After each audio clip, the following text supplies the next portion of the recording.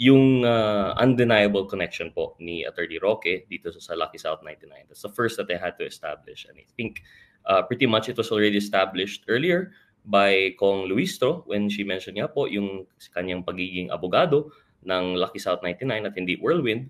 But aside from that, like I mentioned, yung string of coincidences po seem to establish that.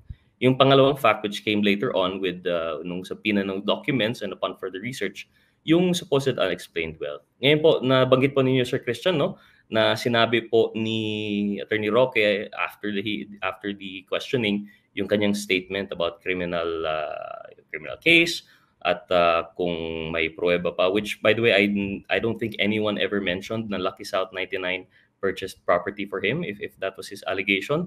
However, yun nga po, based on that, on one hand, it's surprising, on the other, hindi rin. It's surprising in the sense, bilang dating kongresista, I'm sure naintindihan po ni Attorney Roque na ang ginagawa po namin dito ay inquiry in age of legislation. Hindi naman po kami talaga, not at least primarily, into the filing of criminal cases,